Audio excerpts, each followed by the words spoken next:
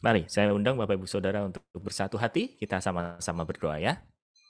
Bapak Tuhan Yesus Roh Kudus, kami mengucap syukur untuk kesempatan yang Kau berikan pada hari ini Bapak, karena kami percaya punya Allah yang terus membawa kami kepada kebenaran demi kebenaran dan membawa kami kepada hal-hal yang baru, yang jauh lebih besar, yang jauh lebih kekal.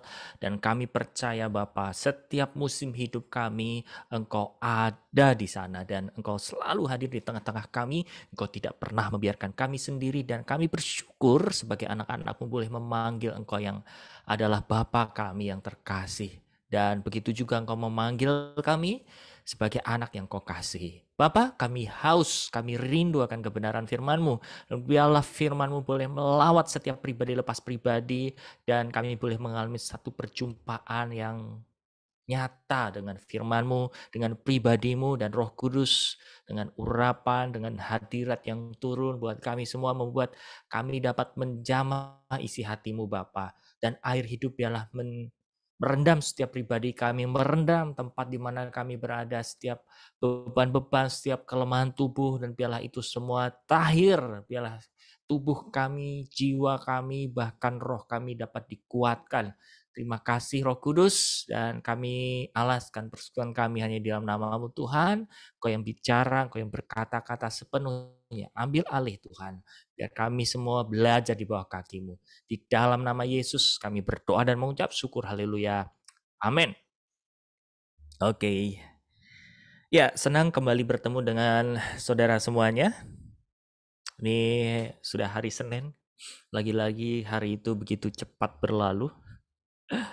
Tapi kita tetap semangat ya di dalam Tuhan. Amin. Nah, terasa ya kita udah menjelang akhir tahun.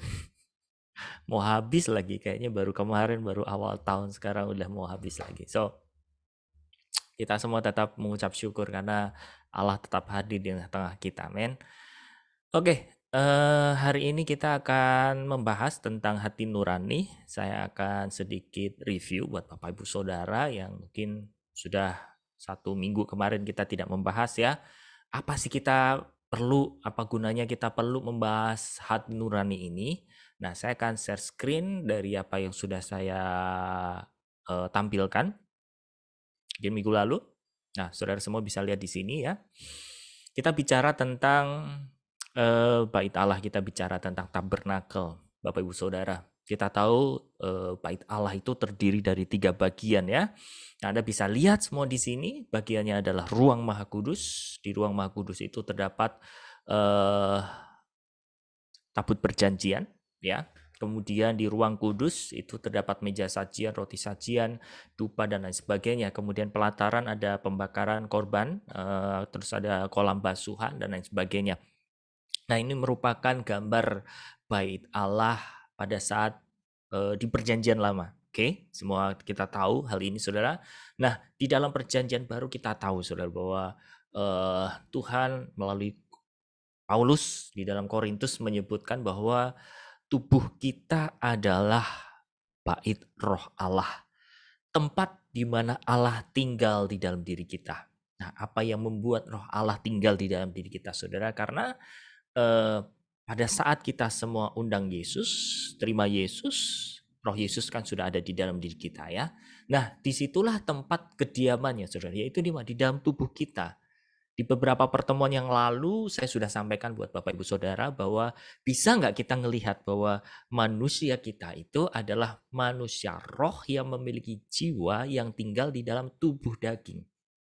Itu bahasa yang membuat saya itu lengkap Saudara. Karena apa? Kalau kita hanya membahas satu hal, satu sisi saja, pasti jomplang. Itu juga saya alami Saudara. Jadi apakah yang perlu hanya roh saja? Apa yang perlu terus memperbaharui di dalam jiwa kita? Apakah kita terus membuat tubuh kita selalu sehat, kasih makan makanan sehat, kita terus jaga tubuh segala macam? Kita mulai cara pandangnya lengkap. Bisa nggak seperti tadi ya, bahwa kita ini adalah manusia roh yang memiliki jiwa dan tinggal di dalam tubuh daging, Saudara. Ya, kalau kita sudah bisa melihat satu kesatuan seperti itu, Saudara, maka kita akan tahu bagaimana kita harus bersikap.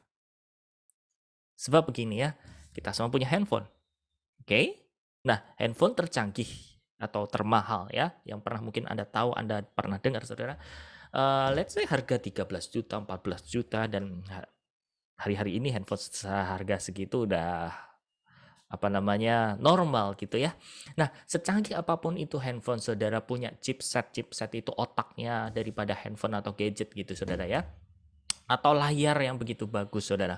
Kita nggak bisa bilang bahwa wah ini chipsetnya keren banget nih, ini otaknya keren banget, bagus banget, dia nggak bikin error, dia nggak bikin berat. Kalau grup WA-nya itu banyak, itu nggak jadi lemot, dan buat putar video, buat zoom, streaming dan lain sebagainya itu bagus sekali gitu.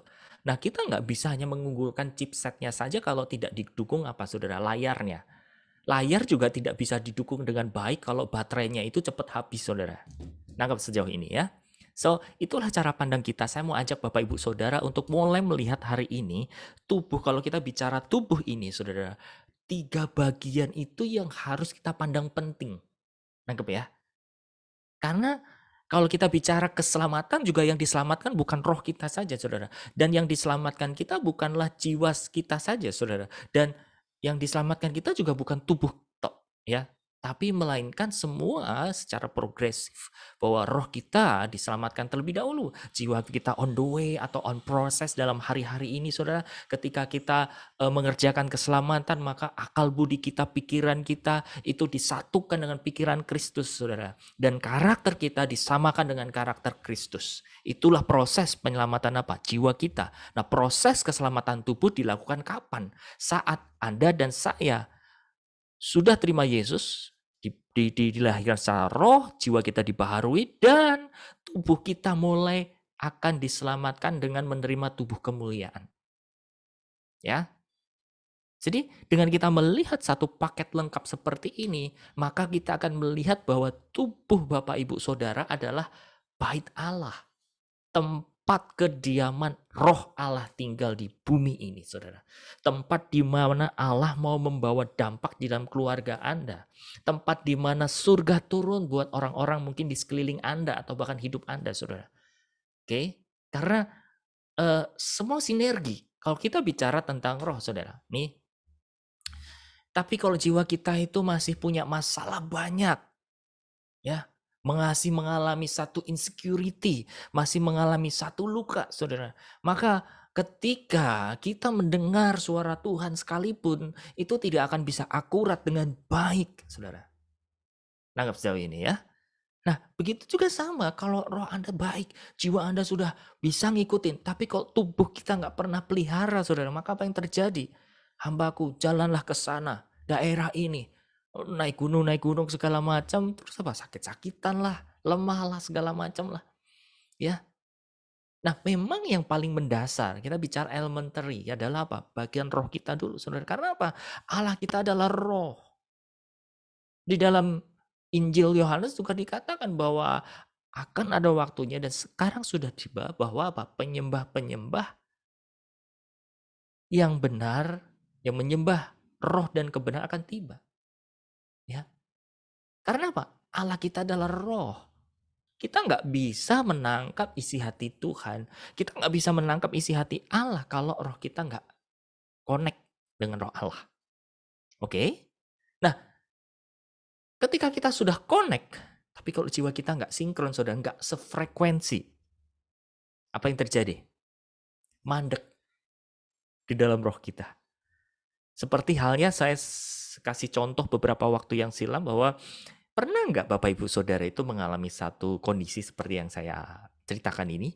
Anda baca Alkitab, hati Anda nangkep. Atau bahkan ketika Anda berdoa, Anda mendapat satu impresi atau dorongan di dalam intuisi Anda untuk melakukan A, B, C, dan seterusnya, saudara. Tapi ketika Anda menerjemahkan itu, punya kelemahan untuk apa? Ya pokoknya gitu deh. Saya tuh denger, saya tuh nangkep kalau Tuhan gini. Cuma saya nggak bisa bahasain. Nangkep saya ini ya. Atau bahkan sebaliknya, saudara. Ketika kita sudah lahir baru, apa yang terjadi? Antara kehendak Tuhan dengan kehendak manusia bisa eh, disconnected atau tidak terhubung, mengalami satu satu masalah, mengalami satu kendala. Karena apa? Karena pikiran kita nggak sepikir dengan Tuhan, saudara. Ya, kita nggak tahu cara melakukannya itu. Kira-kira seperti itu. Ya? Nah, ketika kita bicara roh, Bapak Ibu Saudara, kita bicara tentang 3 hal ini. Perhatikan di sini. Kita bicara tentang persekutuan. Kita bicara tentang intuisi. Kita bicara tentang hati nurani. So, yang saya mau bilang pada pagi hari ini, saudara, bahwa kalau kita rindu hidup kita dipimpin oleh roh, berjalan dengan Tuhan, yang ini menjadi alat komunikasinya, saudara, dengan Allah, kita harus tahu dulu fungsi daripada roh. Yaitu apa? Ada yang namanya persekutuan, ada yang namanya intuisi, ada yang namanya apa? Hati nurani, dan itu semua bisa kita alami. Nah, pertama-tama kita membahas tentang apa? Hati nurani dulu yang menjadi apa, saudara? Menjadi wadah, menjadi tempat, menjadi kediaman. Oke? Karena kalau hati nurani kita problem, saudara, ada satu masalah, maka itu akan mengganggu dan menghambat intuisi dan persekutuan roh kita dengan Allah. Ya. Nah, untuk itulah kita membahas tentang hati nurani. Oke. Dan kemarin kita juga sudah membahas tentang awal-awal ya, kita bicara tentang hati nurani yang tertuduh sudah. Kemudian sebentar, saya akan tampilkan materinya. Saya minta waktu sebentar ya.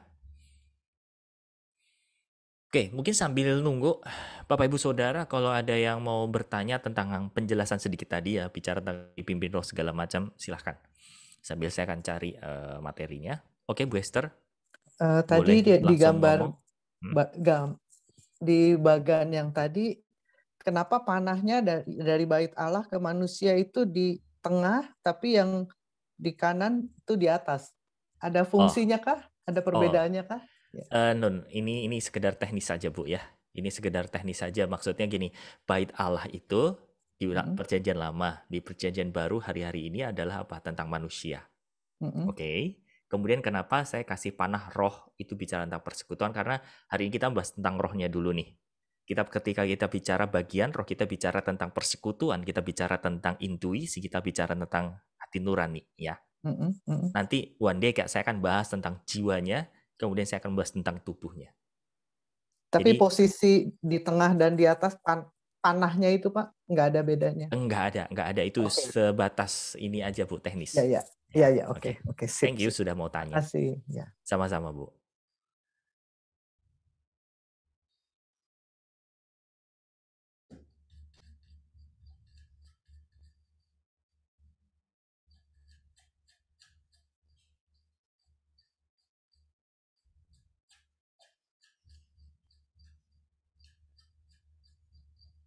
Oke, saya sudah ketemu.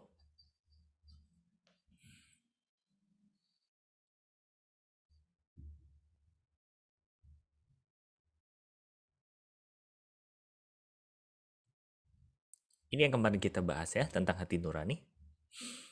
Hati nurani itu adalah sarana atau tempat atau wadah komunikasi dengan dia. Karena basically, Bapak Ibu Saudara, pada prinsipnya ketika hubungan, kita bicara hubungan Saudara, itu alat utamanya untuk mengerti satu dengan yang lain adalah apa, Saudara? Komunikasi. Tahu ya? Orang kalau berhubungan ya, antara siapapun itu, orang tua dengan anak dengan orang tua, suami dengan istri dengan suami, ataupun kita sesama, kalau komunikasinya bermasalah, maka apa yang terjadi?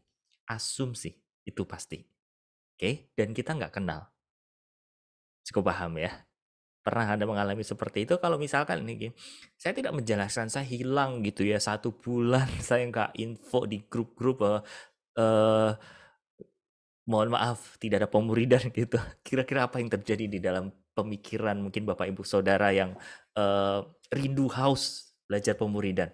Pasti kan berasumsi, betul nggak ya? Ini kemana nih? Jangan-jangan dia lagi drop, jangan-jangan dia lagi sakit, jangan-jangan dia lagi begini dan begitu. Betul tidak ya? Tapi kalau ada komunikasi, itu membuat apa, saudara?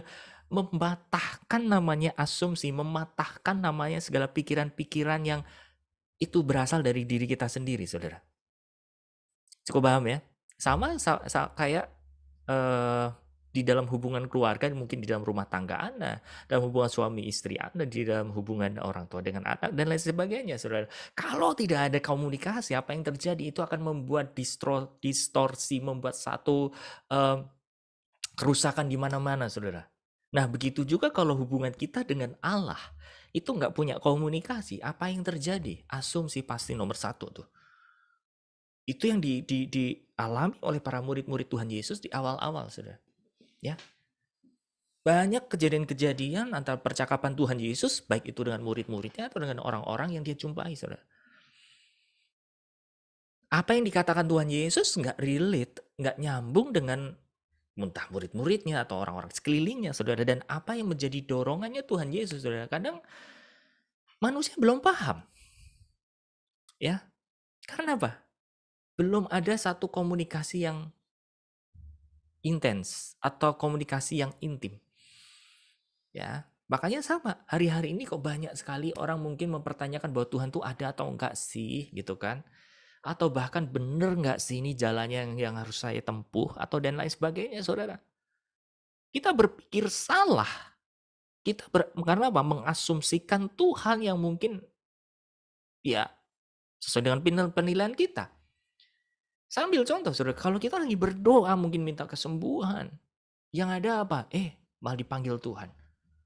Kalau kita nggak ngerti tentang kehendak Tuhan, saudara, kita nggak ngerti tentang hati Tuhan, saudara, kita nggak tahu tentang rancangan-rancangan Tuhan, saudara. Apa yang terjadi? Pasti kita akan marah-marah sama Tuhan, betul tidak? Tuhan, why? Kenapa engkau angkat, engkau panggil pulang orang yang kukasih, kata yang kau sayang, kata yang kau mengasihi. Betul tidak? Dan banyak hal lagi, saudara, yang kita alami selama ini menjadi orang percaya, karena kita belum sinkron, belum sepikir, seperasaan, belum sefrekuensi dengan Allah, itu membuat apa? Kita berasumsi salah tentang Allah, tentang Tuhan, saudara. Dan itu akhirnya menjadi habit manusia daging kita.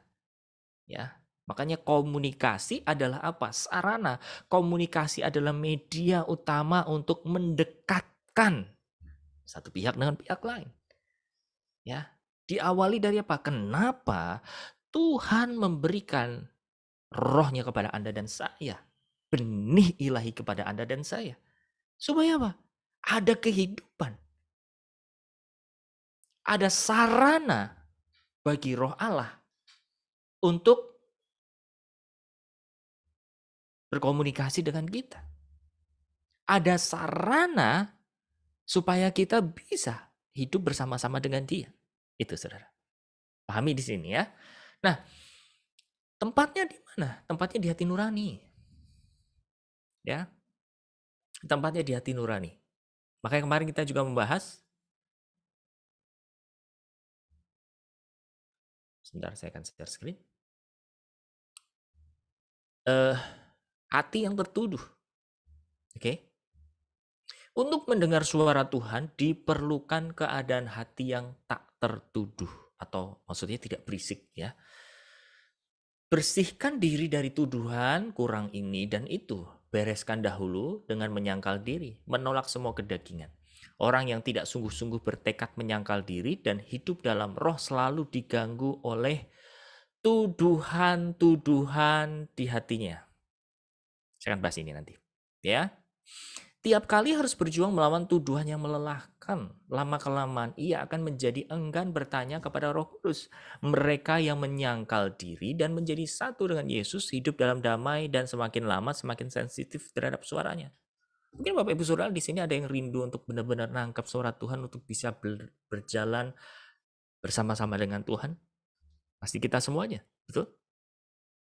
Tapi tahu tidak, saudara, bahwa hati nurani itu yang menjadi apa? Barometernya. Hati nurani itu yang akan menjadi alasan utamanya. Masalahnya adalah ketertuduhan. Oke. Kita bicara ketertuduhan ini sesuatu hal yang complicated ya, karena ada banyak faktor ya, faktor dari memang em, self image atau gambar diri itu sangat berpengaruh. Dan kemudian kondisi hatinya penuh dengan luka segala macam, dan kemudian hati nurani ini penuh syarat dengan motif-motif yang tidak tulus, saudara ya. Nah, itu yang menjadi masalahnya.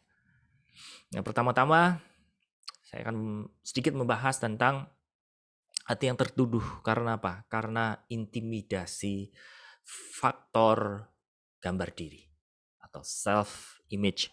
Makanya ini penting waktu itu kita bahas, saudara ya. Ada yang masih ingat di sini mungkin? Ketika kita membahas tentang gambar diri, kita bicara tentang siapa kita di hadapan Tuhan, saudara. Dan apakah kita sudah berdamai dengan diri kita? Kenapa kita penting membahas itu dan berkali-kali membahas tentang hal itu, saudara? Karena apa? Ini akan berpengaruh di dalam hati nurani kita.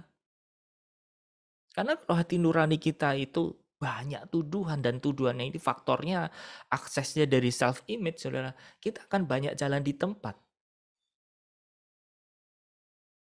Meskipun apa? Mungkin kita triggernya memang dari diri kita. Misalkan gitu ya. Kalau kita melanggar dosa ya pasti ya itu akan tertuduh gitu ya. Kemudian membuat kita nggak layak segala macam, itu normal, saudara. Tapi gini, ketika kita sudah mengerti tentang karya keselamatan Tuhan dan kemudian kita berjalan belajar bersama, bertumbuh di dalam kepenuhan Kristus, di tengah jalan kalau ini nggak bermasalah, self image-nya itu yang akan menjadi on off, yang akan menjadi apa ya, jatuh bangun. Satu sisi kita bisa mulai sensitif untuk dengar suara Tuhan, tapi satu sisi kadang kita nggak yakin sama diri kita yang sudah dikasih sama Tuhan. Sehingga mengakibatkan apa? Kayak gini, Tuhan layak nggak ya saya melakukan ini? Tuhan masa sih Engkau percaya sama aku? Gitu. Atau bahkan gini, saudara, kita masih dalam level kedewasaan, masih ingat atau enggak saya kasih satu gambar waktu itu gini, ada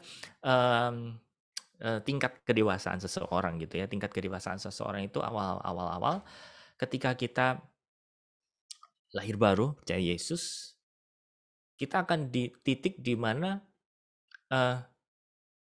kita bergumul dengan apa yang aku lakukan ini sudah tepat atau enggak ya? Apa yang sudah aku lakukan ini seturut enggak ya dengan Tuhan? Nanti kalau aku enggak ngelakuin ini, dosa enggak ya? Ingat ya, masih ingat ya, saya kasih tingkatan-tingkatan itu. Atau bahkan kita sudah berada di dalam satu level di mana kita adalah posisi anak yang dikasih sama Tuhan. Ini sangat penting, saudara. Karena apa? Ini akan menentukan kedewasaan kita, menentukan seberapa kita yakin bahwa oke, ini dari Tuhan. Let's say itu bukan dari Tuhan sekalipun, kalau posisi Anda sebagai seorang anak, tinggal apa, saudara? Tinggal datang sama Tuhan, minta ampun. Dan just be there dalam hadirat Tuhan. Langsung tinggal dalam hadirat Tuhan. Tidak perlu lama-lama untuk apa? Menyalahkan diri sendiri dan lain sebagainya. Karena apa? Sudah selesai dengan darah Yesus. Kita coba fair-fairan aja. Kita coba, ya udah kalau memang salah diakui. Lalu apa? Jalan lagi sama Tuhan. Gitu. Nah, ini yang sering membuat orang percaya sendiri akan berlama-lama berputar di sini, saudara. Karena apa? Gambar dirinya masih perlu disembuhkan, perlu dipulihkan. Makanya ini penting, sangat penting. Apalagi semakin hari kalau Bapak Ibu Saudara dibawa ke dalam kedalaman hubungan dengan Tuhan. Ini harus beres. Kenapa? Karena fasenya Anda akan diajak keluar sama Tuhan. Anda akan diajak untuk melakukan kehendak Tuhan.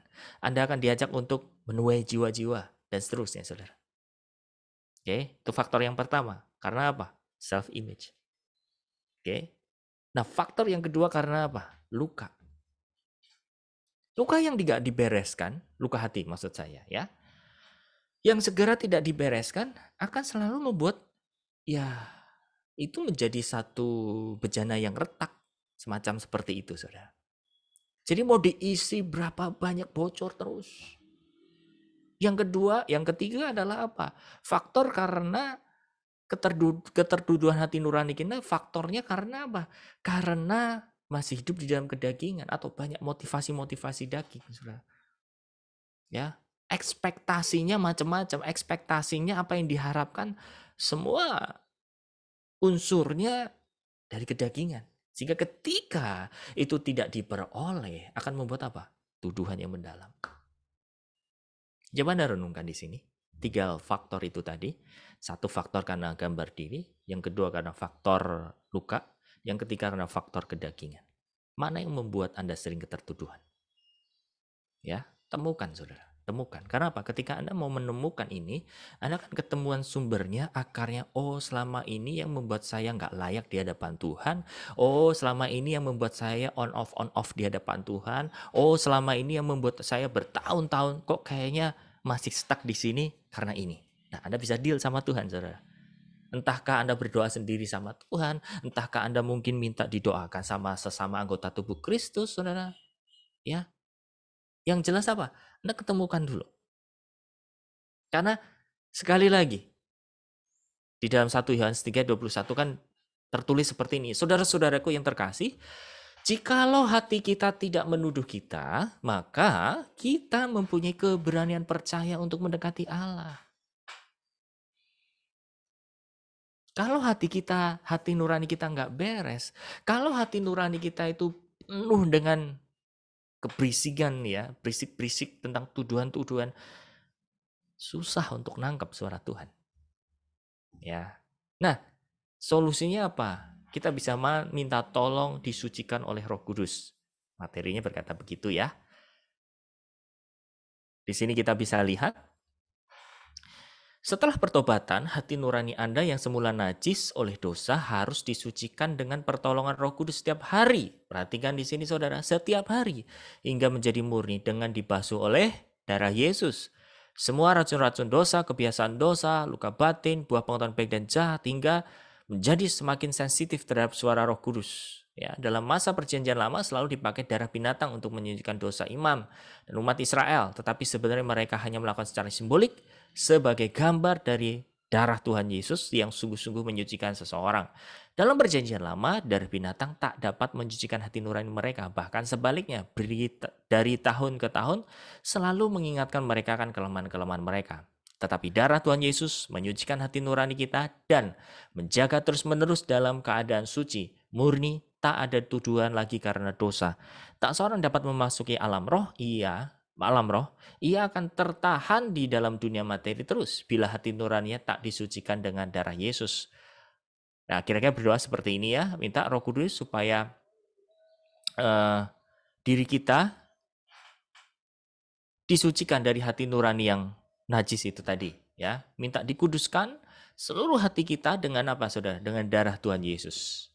Nah, ini dampaknya, tapi kemarin sudah saya garis bawahi, Saudara. Ini jangan dijadikan satu indikator atau kok saya udah doa nggak mual-mual atau nggak mengalami dampak atau efek ya, gitu ya. Atau bahkan, kamu waktu doain muntah-muntah nggak? Segala macam. Please, don't do that. Ya, karena ini tidak menjadi acuan, tapi bisa nggak berdampak? Bisa, berefek seperti itu.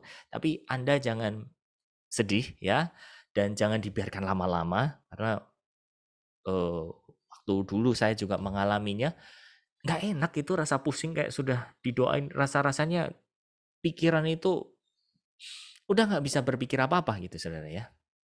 Dan saya berdoa lalu sama Roh Kudus, kalau bisa tanpa efek deh. Dan sehari kemudian, puji Tuhan ya, rasa pusing itu hilang. Dan saya merasakan hari-hari setelah itu entengan, Saudara. Tapi apakah setelah mengalami proses itu selesai perjuangan kita? Belum. Ya, terus kita harus mengalami pembaharuan budi setiap hari. Dengan berjalan dengan Tuhan, maka pengenalan kita akan Tuhan itu makin lama akan makin di-upgrade, makin dikembangkan oleh Tuhan. Ya. Oke, ini kemarin kita sudah bahas. Nah, hati nurani yang murni. Sekarang kita ada di sini ya. Rahasia kekuatan Paulus dalam pelayanannya adalah apa? Sungguh-sungguhnya dalam menjaga hati nuraninya dalam keadaan murni. Ia dengan setia memakai pertolongan Roh Kudus dan darah Tuhan Yesus untuk menyucikannya setiap hari. Ya, kita baca ayatnya. Kisah 24 ayat 16. Sebab itu aku senantiasa berusaha untuk hidup dengan hati nurani yang murni di hadapan Allah dan manusia. Kemudian 1 Timotius 1 ayat 18 dikatakan, tugas ini kuberikan kepadamu Timotius anakku, sesuai dengan apa yang telah dinubuatkan tentang dirimu, supaya dengan nubuat itu engkau memperjuangkan perjuangan yang baik dengan iman dan hati nurani yang murni. 1 Timotius 3:8, demikian juga diakan haruslah orang terhormat, jangan bercabang lidah, jangan penggemar anggur, jangan serakah, melainkan orang yang memelihara rahasia iman dalam hati nurani yang suci. 2 Timotius 1 ayat 3, aku mengucap syukur kepada Allah yang kulayani dengan hati nurani yang murni seperti yang dilakukan nenek moyangku. Dan aku selalu mengingat engkau dalam permohonanku, baik siang maupun malam. Nah, sangat penting Bapak Ibu Saudara untuk menjaga hati nurani tetap murni. Kalau kita bicara kemurnian, berarti kita bicara tentang apa, Saudara? Pemisahan. Kita bicara tentang kemurnian, kita bicara tentang apa, Saudara? Tentang menyangkalkan kedagingan kita. Dan Paulus membuka rahasianya, Saudara. Supaya hati nurani kita terjaga dengan baik, caranya bagaimana? Belajar berusaha murni atau tulus. Kita semua udah tahu ya, satu ayat mengatakan, sumber dari kehidupan itu adalah apa? Hati nurani, hati kita. Ya. Hati adalah sumber dari segala kehidupan kita, Saudara. Jadi, kalau kita belajar terus mengusahakan hati nurani tetap murni, niscaya saya percaya 100%, kita akan bisa menangkap itu, apa yang muncul di dalam hati itu adalah dari Tuhan, Saudara. Ya. Makanya perenungan di dalam hati saya itu gini ya, kalau mau melakukan sesuatu, mengambil satu keputusan, saya itu timbang-timbang, ini maunya siapa ini? Ya.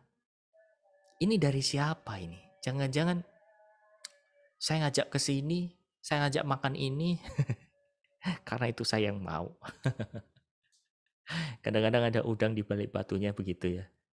Dosa? Enggak sih, enggak dosa gitu ya. Kalau Anda melakukan itu di tempatnya sih, it's okay gitu ya. Tapi kalau ini akhirnya menjadi satu habit, satu budaya dalam hidup kita. Kalau selalu diajak Agus ke sana kemari kok rasa-rasanya ini ya, kita diajak ke tempat-tempat yang begini segala macam. Ya, kenapa melampiaskan keinginan saya gitu loh. Saya mau ini, saya mau itu karena apa? Saya punya motif. Nah, itu nggak murni. Itu nggak murni. Ya. Makanya Paulus benar-benar mengajarkan ini kepada kita semua untuk menjadi catatan, Saudara, bahwa apa? Menjaga hati nurani yang murni itu bukan hanya kepada siapa, Saudara, bukan kepada Allah saja, tapi kepada manusia juga. Karena apa? Ini pasti akan jalannya paralel. Kalau kita belajar menjaga hati nurani murni di hadapan Allah. Caranya gimana sih menjaga hati nurani murni di hadapan Allah? Jujur. Mudahnya apa? Untuk memahami, jujur. Kita jujur, kita terbuka dengan Tuhan. Kalau kita terbiasa transparan dengan Tuhan, Saudara, kita maka juga nggak akan banyak apa ya, bermasalah di dalam hati kita. Karena apa? Ngumpetin sesuatu. Makanya kalau kita bicara tentang apa ya, hubungan, saya dulu dari pribadi yang ya kebetulan dilahirkan di dalam satu ras atau kebudayaan yang penuh dengan rasa sungkanisme. Tahu maksud saya ya, karena kita masing-masing ini kan dilahirkan dari budaya masing-masing gitu ya. Kalau saya melihat dari latar belakang, banyak sungkanisme sehingga apa? Kadang-kadang walaupun aduh sebenarnya lapar banget tapi harus ngomong enggak lah. kadang-kadang gini, itu diperlukan untuk apa? Etika. Tapi kalau lagi-lagi itu akhirnya jadi lifestyle ya, akhirnya nggak transparan. Karena apa? Rasa nggak enak itu tadi, nggak enak, nggak enak, nggak enak. Lama-kelamaan apa? Kita sedang excuse, ya. Makanya kejujuran harus dibangun dari mana? Dari dalam dulu. Jadi tolong bedakan ya, bedakan gini ya. Terus jangan salah nangkep ini ya. Oh berarti dia di pemuritan diajarin kita harus jujur 100%. Ya, memang kita harus jujur 100%. Maksudnya gini, komunikasikan ya, berhikmatlah dan bisalah bawa diri gitu loh. Kalau memang di forum seperti ini saudara ya, ini tidak perlu juga menelanjangi diri tanda petik ya. Maksudnya cerita soal masalah urusan pribadi segala macam. Nggak masalah. Karena itu bukan makanan publik atau forum seperti itu. Ya, bahkan kalau itu hal-hal yang sifatnya internal, ya lebih baik dibicarakan 4 mata, 6 mata, atau mungkin segelintir orang-orang yang Anda percayakan, sok silahkan. Ya, tapi untuk hal-hal tertentu saudara, ya kita harus terbuka. Jadi kita mesti harus belajar untuk nimbang-nimbang, apaan ya, oh saya di tempat ini saya harus jujur. Oh di tempat ini bukan berarti saya tidak harus jujur, enggak gitu ya. Tapi tahan dan sampaikan ke orang-orang yang tepat, menurut Anda yang memang patut orang itu mendengar. Kira-kira seperti itu. Nah, akhirnya apa? Akibatnya gini saudara, kalau saya terbawa untuk rasa sungkan ini, ya lama-lama saya menjadi diri saya palsu, membuat diri saya kok begini ya. Nah, barulah masuk dalam pertobatan dan mulai belajar berusaha hidup murni di hadapan Allah. Ya udah jujur aja padanya sama Tuhan. Tuhan, saya punya kelemahan ini. Tuhan, saya punya hambatan ini. Nggak perlu disimpan. Ya, terus terang sama Tuhan. Kalau Bapak Ibu Saudara mengalami satu hambatan, satu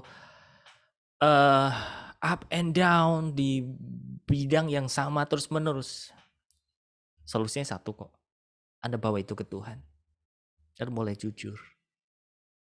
Nah, ketika Anda mulai membangun kejujuran ini di hadapan Tuhan, saudara, maka itu akan terbawa dalam kehidupan Anda sehari-hari. Ya.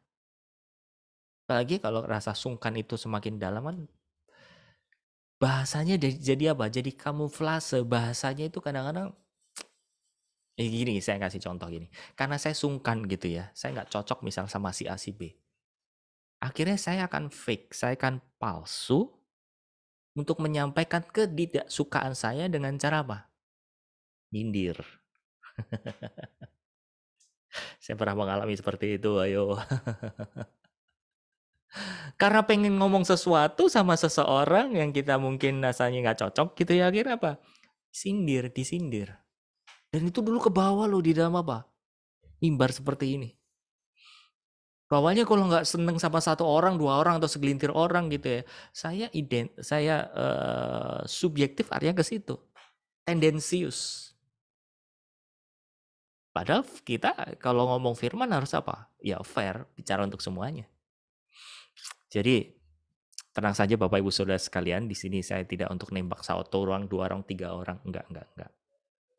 Ya, saya mau belajar itu untuk apa? Itu firman bicara untuk kita semua, termasuk untuk siapa? Untuk saya. Tapi kalau Bapak Ibu Saudara mengalami, ini dari tadi Agus kayaknya ngomongin saya terus ya. Enggak, saya enggak bermaksud untuk menembak satu orang, dua orang, tiga orang, sedang enggak, jujur enggak. Karena apa? Kalau hati kita tertembak, syukur-syukur loh. Kenapa? Karena di hadapan Tuhan kita itu telanjang. Bukti daripada ketelanjangan kita apa? Kita bisa melihat diri kita. Iya ya, itu saya. Betul nggak? Ya. Jadi Anda bisa perhatikan saudara, kalau kita hidupnya akhirnya terus bawa topeng, akhirnya nggak belajar jujur di hadapan Tuhan, akhirnya apa? Kebawa-bawa dalam pelayanan bisa. Masalah pribadi atau masalah di belakang layar bisa dibawa ke forum seperti ini karena apa? Ya nggak berani untuk menyelesaikan secara langsung. Ini bukan siapa-siapa kok, ini saya dulu. Mungkin sekarang saya masih belajar. Dimana kadang-kadang kalau saya urusan gitu ya, punya masalah, karena saya nggak berani, nggak tahu caranya untuk menyelesaikan. Akhirnya apa? Waktu menyampaikan firman ini, nyindir-nyindir.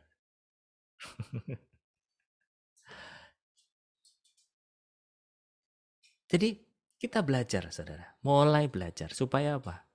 Kejujuran itu kebawa. Kemurnian itu kebawa dalam segala aspek Bapak Ibu Saudara sekalian. Kalau Anda harus melayani karena apa? Karena murni. Karena Tuhan suruh kita. Karena kita punya misi buat orang itu. Amin. Jangan punya motif apa-apa. Ya. Kalau ditanya, ini prosesnya lama nggak? Ya tergantung kita. Ya. Tapi yang jelas, semua orang pasti mengalami proses yang sama. Oke. Jadi ketika kita mulai jujur sama Tuhan, kita belajar terbuka sama Tuhan, maka kita akan bisa terbiasa hidup tulus murni di hadapan sesama. Amin. Nah berikutnya, kesaksian suara hati. Kenapa kita harus menjaga hati nurani yang murni sih? Karena apa saudara? Kesaksian kita di dalam hati nurani itu yang akan keluar. Kita belajar di sini ya. Kesaksian dari hati nurani yang murni amat penting di hadapan Tuhan. Bukan saja dari hati nurani orang-orang yang mungkin salah menilai kita, tetapi terutama dari hati nurani sendiri. Suara hati yang murni hanya dapat terdapat di dalam seseorang yang hidup sepenuhnya dipimpin oleh Roh Kudus. Atau dengan kata lain, yang hidup bukan dia lagi, tetapi Yesus yang hidup di dalamnya. Ayatnya 2 Korintus 1 ayat 12. Inilah yang kami megahkan, yaitu bahwa suara hati kami memberi kesaksian kepada kami bahwa hidup kami di dunia, khususnya dalam hubungan kami dengan kamu, dikuasai oleh apa? Ketulusan dan kemurnian dari Allah, bukan oleh hikmat duniawi, tetapi oleh kekuatan anugerah Allah. 2 Korintus 4 ayat 2 dikatakan, tetapi kami menolak segala perbuatan tersembunyi yang memalukan. Kami tidak berlaku licik dan tidak memalsukan firman Allah. Sebaliknya, kami menyatakan kebenaran dan dengan demikian kami menyerahkan diri kami untuk dinilai menurut hati nurani semua orang di hadapan Allah. Nanti kita akan bahas satu persatu. Kita mulai dari ayat ini dulu, saudara. Ya, 2 Korintus 1 ayat 12. Inilah kami megahkan, yaitu bahwa suara hati kami memberi kesaksian kepada kami bahwa hidup kami di dunia ini, khususnya dalam hubungan kami dengan kamu, dikuasai oleh apa? Ketulusan dan kemurnian dari Allah, bukan oleh hikmat duniawi. Nah, jadi ketika kita menjaga hati nurani yang murni, saudara, itu akan berdampak kepada apa? Suara yang keluar dari hati nurani kita. Anggap ya. Makanya gini, hari kita hari ini, hari kita di posisi kita sekarang, tahu nggak? Itu bisa mencerminkan siapa diri kita. Saya ulang ya.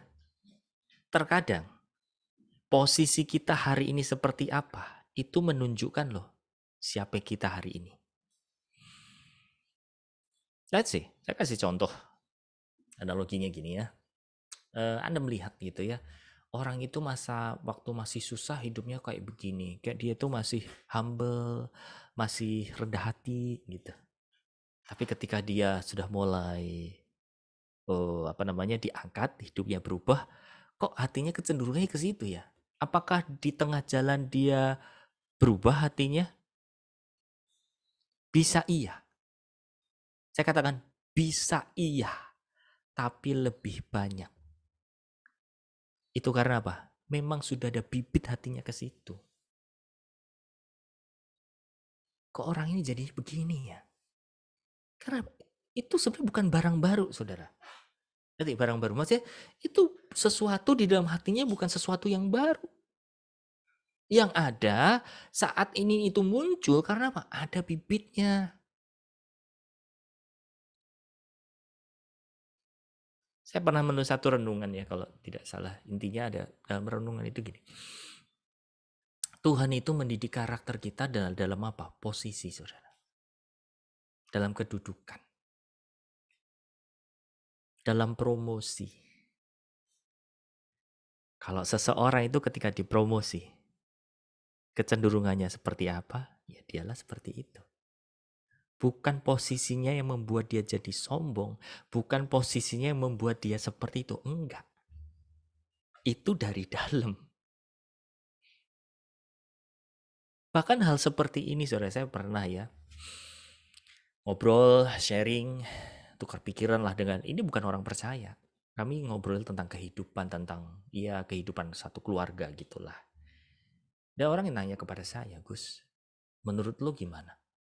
Kalau ada orang model kayak gini, menurut lo itu karena dia begini begitu atau bagaimana? Kalau menurut saya karena memang dia awalnya udah bawa hatinya kayak gitu sih. Sehingga ketika dia dibawa ke tempat yang lain, ke tempat yang tinggi, keluar aslinya. Gitu ya. Makanya ketika promosi itu datang kepada kita ada dua hal, saudara. Perhatikan. Tolong garis bawahi dua hal. Betul-betul karena Tuhan angkat Anda, karena Tuhan sudah bangun fondasi hidup Anda, atau yang satu, tes buat kita.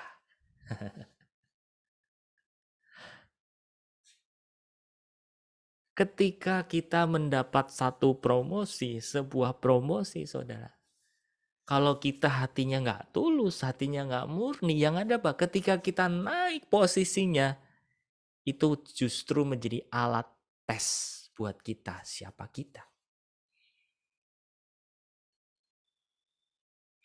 Ini bukan sesuatu yang baru loh. Saya ambil contoh dari siapa?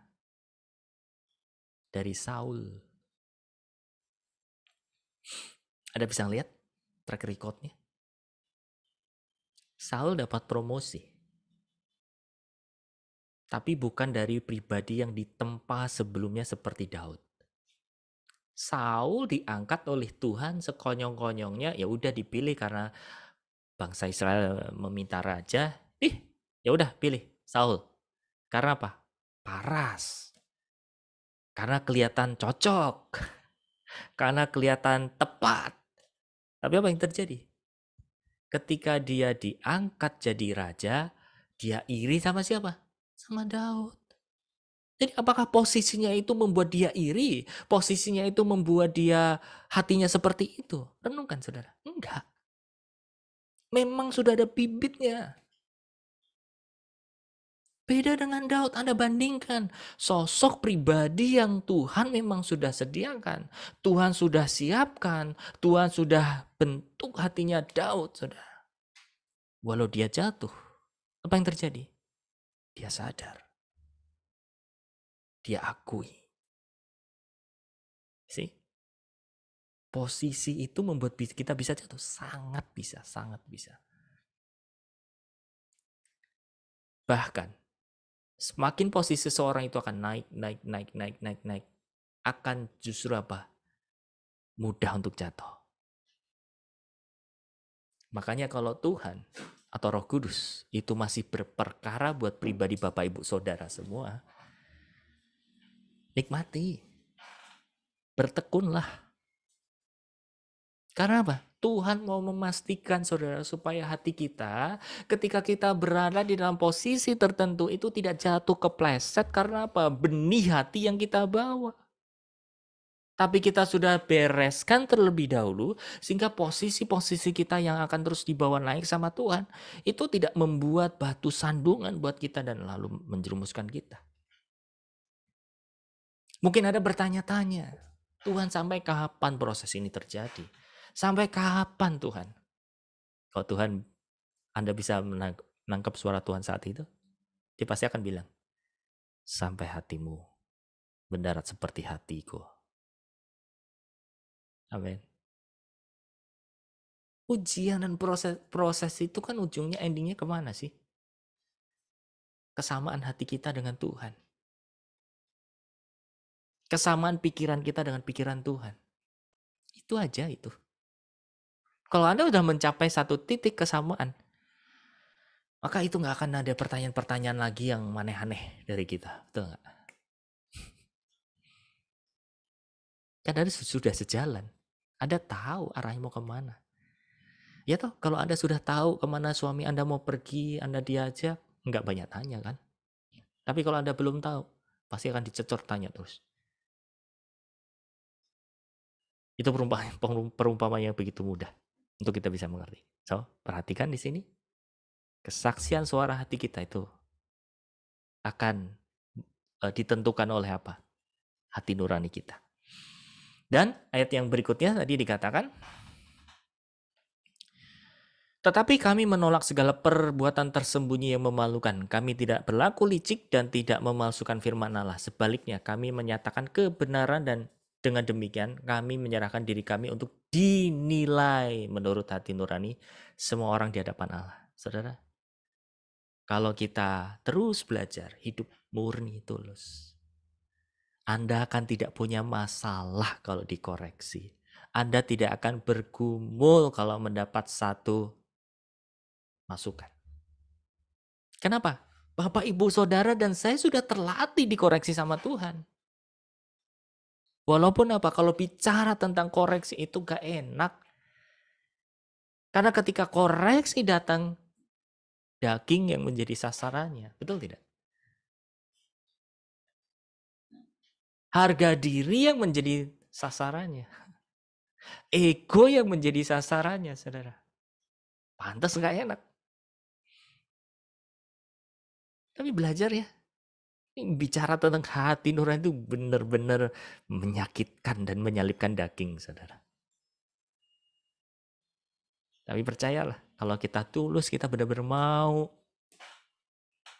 menjaga, mau belajar tentang hati nurani, saya percaya. Hati nurani kita bening banget seperti kristal. Maka firman Tuhan mengatakan, orang yang suci hatinya, dia akan dapat melihat Allah. Kenapa? Karena hatinya clear.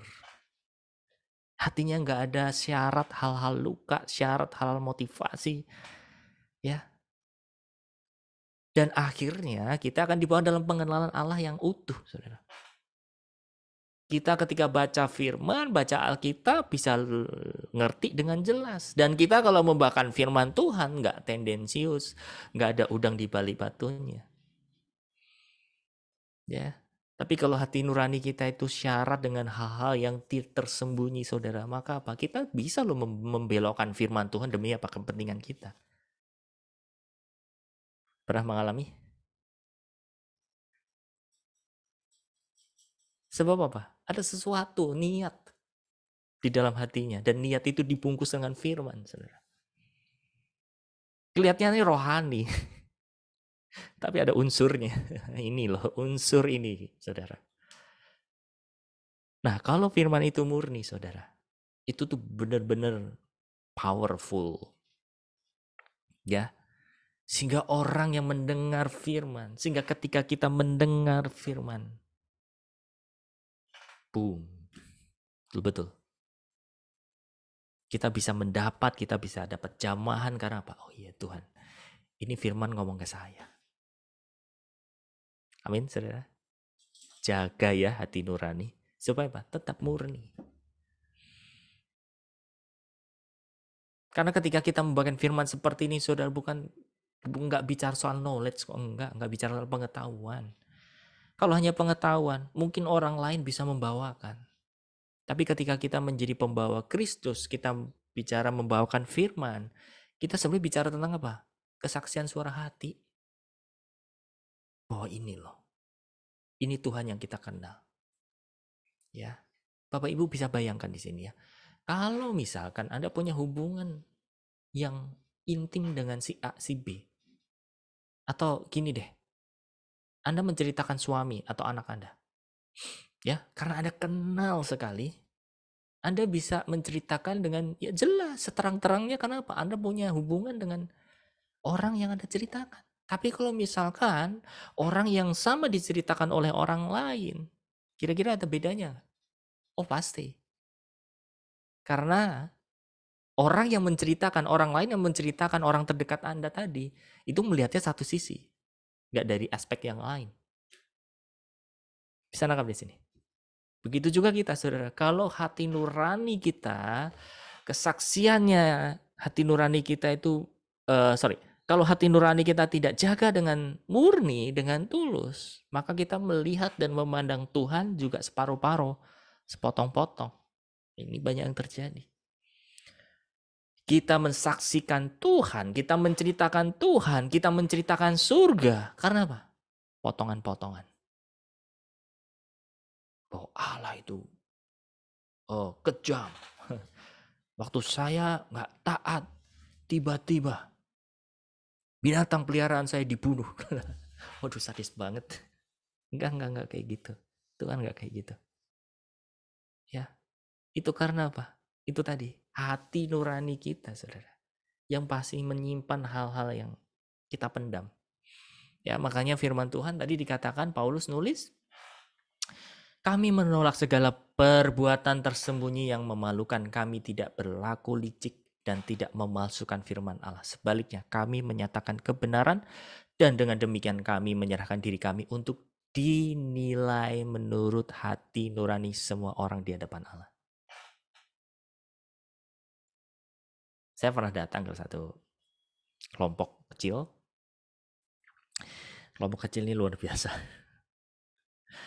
Dia mereka terbiasa dengan ya udah saling koreksi. Oke, silakan. Anda berdoa, koreksi saya. Wih, saya takjub. Ini kalau nggak sampai tingkat dalam kedewasaan bahaya. Maksudnya bahayanya apa? Melintir orang yang datang. Tapi kalau Anda mau coba, ya silakan dengan mungkin orang-orang terdekat Anda. Dan sama-sama berdoa. Dan kami pernah lakukan ini di tim kecil. Waktu itu pernah ya ada di satu kelas. Bukan hanya satu kelas ya, ada di satu kelas sama ada satu pertemuan di anak muda gitu ya. Saya ajak teman-teman semuanya untuk apa? Yuk kita berdoa. Si A sama si B ya. Si C sama si D ya. Coba doa, dapatnya apa dari Tuhan? Kalau itu sifatnya koreksi, coba belajar. Sampaikan dengan etika, hikmat. Kalau Anda dapat nubuatan, coba sampaikan. Nah, gereja mula-mula itu begitu, saudara. Coba tanya sama diri masing-masing, siap nggak dengan budaya seperti itu kira-kira? Kerenung ya, sebentar ya. Coba siap nggak? Kalau ternyata kita, kayaknya saya belum bisa ya. Nah, ini nih, hati nurani, saudara. Yang perlu terus kita murnikan. Saya mau bilang sekali lagi gini, memang gak enak ketika kita mau dikoreksi, ketika kita mau dapat masukan, ketika kita mau dapat inputan. Itu memang gak enak. Kenapa? Ego kita ditembak, harga diri kita ditembak, kenyamanan kita ditembak, kepalsuan kita ditembak. Betul? Tapi kalau sampai Bapak, Ibu, Saudara sampai di titik ini, ya nggak perlu sih di forum banyak seperti ini, Pak. Tolong deh saya gini, nggak sampai segitunya, nggak usah. Mungkin dengan kelompok kecil aja, coba Anda lakukannya. Kalau Anda bisa membangun satu budaya ini, saya percaya nih, wow, akan terjadi pertumbuhan yang signifikan. Karena apa? Bapak Ibu Saudara sedang belajar transparansi. Anda sedang belajar kedewasaan. Ya. Coba mungkin di sini kalau yang dekat si A, dekatnya sama si B, si C, dekatnya si C. Silakan. Praktek. Kalau mau lebih aman ya mintalah mentornya atau pengajar atau guru siapa gitu yang menjadi wasit. Karena yang tadi saya ceritakan juga saya jadi wasitnya gitu ya.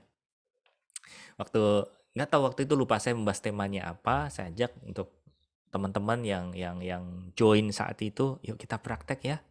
Coba ini dapatnya apa? Coba sampaikan. Nanti bergiliran, bergantian. Ya. Jadi kalau Bapak Ibu Saudara rindu dan Tuhan kita bawa ke situ, kita bisa kok lakukan secara online. Ya, kita bisa pakai breakout room mungkin ya, 1-2 nanti di breakout room yang berbeda segala macam. Tapi biarlah nanti Tuhan yang bawa kita semua ke sana ya. Karena kalau memang tidak ada kesiapan di hati ya itu tadi yang ada malah apa? Kecewa. Yang ada malah apa? Luka. Kok saya ditelanjangi begini? Kalau saya begini segala macam. Dan namanya belajar, kita harus kasih note-nya dulu. Note-nya apa? Ingat ya, kalau salah yang ngomong itu nggak sesuai, nggak apa-apa. Sebelumnya udah ada catatan itu dulu gitu. Jadi tidak akan menimbulkan luka-luka lah. So, kita akan lanjut dulu. Hati nurani dan iman. Oke. Hati nurani yang bersih menyebabkan iman yang terus-menerus tumbuh. Ternyata saudara, kalau kita mau dan terus belajar tentang hati nurani ini, maka iman kita juga akan tumbuh loh. Di paralel. Ya. Dan iman kita juga bukan untuk memuaskan hal-hal kedagingan. Korelasinya apa sih? Kok hati nurani bisa membuat iman kita tumbuh? Karena apa? Membuat pengenalan kita akan Allah itu semakin terang benderang. Itu yang pada akhirnya membuat kita makin punya iman yang besar. Ya. Yang menyembunyikan suara hatinya, yang menuduh terus-menerus akan mengalami kemunduran dalam bersekutu dengan Tuhan. Dan imannya mengalami kemerosotan karena tuduhan-tuduhan suara hati tak dapat dipadamkan dengan dalih apapun dan ditutup-tutupi dengan berbagai aktivitas rohani yang lain. Ya, 1 Yohanes 3:21. Saudara-saudaraku yang terkasih, jikalau hati kita tidak menuduh kita, maka kita punya keberanian percaya untuk mendekati Allah. Nah, makanya kalau ada yang ditutup-tutupi akan membuat kita juga terbatas. Tapi sebaliknya, kalau hati nurani kita tidak menuduh, maka kita akan berani untuk mendeklarasikan iman. Saya ambil contoh imannya Yabes. Siapa Yabes? Dia dari jalur keturunan yang nggak ilahi. Betul tidak? Tapi dia ketika berdoa, dia tidak mengecilkan Allah. Dia tidak menakar Tuhan, saudara.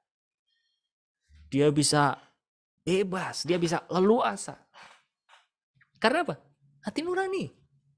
Nah sama, iman kita akan terpengaruh dari apa? Hati nurani kita hari ini. Kalau kita, ini benar nggak ya? Benar nggak ya? Salah nggak ya saya ngomong ini sama Tuhan? Bayang ya saudara, kalau kita masih benar nggak ya? Salah nggak ya? Segala macam ya. Oke lah, kalau untuk pembelajaran sesekali itu normal, itu wajar saudara. Tapi kalau terus-menerus hubungan kita dengan Tuhan tuh di bagian itu terus-menerus, something wrong, ada sesuatu yang harus kita koreksi. Ya. Nah, Roma 8 ayat 27 dikatakan, dan Allah yang menyelidiki hati nurani mengetahui maksud roh itu, yaitu bahwa ia sesuai dengan kehendak Allah memohon untuk orang-orang kudus. Saudara perhatikan di sini, Allah yang menyelidiki hati nurani. Makanya alat introspeksi kita itulah bukan hati kita, bukan pikiran kita, saudara. Tapi alat introspeksi kita itu adalah apa? Hati nurani yang murni. Sebab apa? Allah lah yang mengkoreksi kita. Amin. Nah, kalau masalahnya gini, kalau kita nggak terbiasa lagi-lagi menjaga hati nurani murni ini, maka kita akan menganalisa diri kita tidak secara akurat. Ada sesuatu hal yang kita sembunyikan. Ya, ada sesuatu hal yang kita tutup-tutupi. Jadi kalau kita belajar tentang hati nurani yang murni ini, saudara, ketika Tuhan koreksi aku, Tuhan Roh Kudus aku. Nah pertanyaannya ya, ini nyangkut dari apa yang tadi saya sampaikan sebelumnya. Gus, bisa nggak kita minta dikoreksi langsung sama Roh Kudus? Why not? Cuma masalahnya adalah kalau memang dasar hati kita itu nggak tulus, saudara, itu bisa jadi alasan. Ngerti maksud saya? Ya, alasan untuk apa? Alasan untuk tidak berani dibuka. Ya nanti kalau dibuka sama sesama, saya takut nanti orang itu tahu, nanti takut ini. Lah ya itu berarti masalah. Ya. Tapi kalau ada sesuatu hal yang kita tutupi, yang terselubung itu kita bisa singkirkan, saya percaya. Bahkan Tuhan sendiri kalau ngomong, kita bisa langsung ngerti, oke, saya salah Tuhan. Tapi problemnya itu tadi, kalau memang kitanya punya masalah di bagian itu, yaitu apa? Trust issue. Kita mengalami dasarnya gak percaya sama sesama, ya udah. Kita akan cari alasan terus apa? Biar Tuhan sendiri aja, biar Tuhan sendiri aja, biar Tuhan langsung. Karena saya waktu berdoa saya juga bisa kok langsung. Iya bisa. Tapi berkacalah. Kalau itu terus-terusan jadi alasan, berarti ada sesuatu yang masih kita kubur, saudara. Ya. Oke, berikutnya hati nurani dan pengetahuan.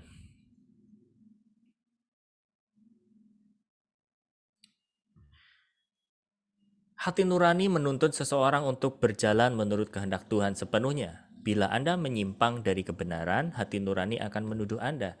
Namun hati nurani hanya menuntut Anda sesuai dengan pengetahuan akan kebenaran. Ya, ini di garis bawahi, nanti saya jelaskan. Yang Anda pernah terima. Selama pengetahuan kebenaran tentang sesuatu hal belum pernah diberitakan, hati Anda tidak menuduh dan ada rasa damai sejahtera. Walaupun sebetulnya sesuatu itu sebenarnya salah di hadapan Tuhan. Damai sejahtera itu membuat hubungan dengan Tuhan tidak terganggu. Tetapi bila saatnya tiba kebenaran dibukakan dan pengetahuan Anda bertambah, apa yang dahulu tidak mengganggu di hati Anda sekarang mulai terganggu. Dan baru terasa damai kembali setelah Anda meminta ampun dan berjalan dengan kebenaran yang baru itu. Dalam hubungan dengan orang lain, nah ini harus di-bold. Oke. Dalam hubungan dengan orang lain, kita tak boleh menghakimi karena kita memiliki pengetahuan lebih dari orang itu. Terimalah tiap orang dan sesuaikan dirimu dengan keadaan hati nurani orang lain sedapat mungkin tanpa menyalahkannya sebelum kebenaran diberitakan kepada mereka. Ini menurut saya kedewasaan yang luar biasa sih. Kadang gini ya, aplikasinya saudara. Kita mudah sekali untuk berkomentar ini, itu, atau negur, atau bahkan mengkoreksi. Masalahnya adalah ketika kita belum tahu, kita nggak bisa membaca siapa yang kita berhadapan, tiba-tiba, kamu kalau cara doanya nggak boleh kayak gitu. Kamu kalau bawa firman nggak boleh caranya seperti itu. Dan seterusnya, saudara. Ini yang sering terjadi di dalam apa? Komunitas. Yang terjadi di dalam tubuh Kristus juga loh. Termasuk siapa? Saya pernah ada di situ. Tapi hari-hari belajar Tuhan ngajari tentang kedewasaan penuh. Sampai titik level apa saudara? Belakangan. Tuh, saya sedang treadmill, lalu mau dengerin firman lah. Nah, begitu saya buka YouTube, ternyata ada satu hamba Tuhan yang memang notabene ini image-nya kurang baik sih bagi kalangan kekristenan pada umumnya gitu ya. Cuman saya penasaran, coba. Tapi tenang, hamba Tuhan itu bukan di Indonesia. Biar gak nebak-nebak gitu ya. Oke, coba saya putar. Kayak apa sih? Dia itu ngajarnya kayak apa sih? Dia itu ngomongnya kayak apa sih? Kok dinilai begini dan begitu gitu ya. Ketika saya pasang hati nurani gitu saudara. Tahu nggak? Saya nggak membela orang ini, hamba Tuhan ini, enggak. Tapi saya membela firman Tuhannya aja. Ya mungkin adalah beberapa hal yang mungkin nggak sesuai dengan apa yang sudah saya tahu gitu ya. Cuman itu nggak jadi persoalan lagi, saudara. Kebenaran itulah yang keserap sama kita. Coba belajar Bapak Ibu Saudara. Bicara tentang kedewasaan. Kenapa?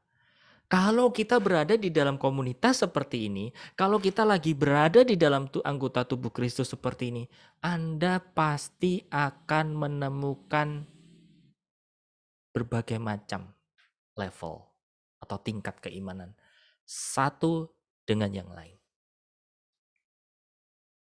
Bagi Bapak Ibu Saudara, kalau Anda sudah dimenangkan dibawa ke level 5, senjata Anda nggak bisa untuk negor orang ke-4, 3, 2, atau 1. Ingat apa? Terima dulu. Kalau dia hatinya belum ke situ, itu belum diajarkan kepada orang itu, cannot, nggak bisa. Kalau kita paksakan yang ada apa? Kita sedang melukai hati nurani orang itu.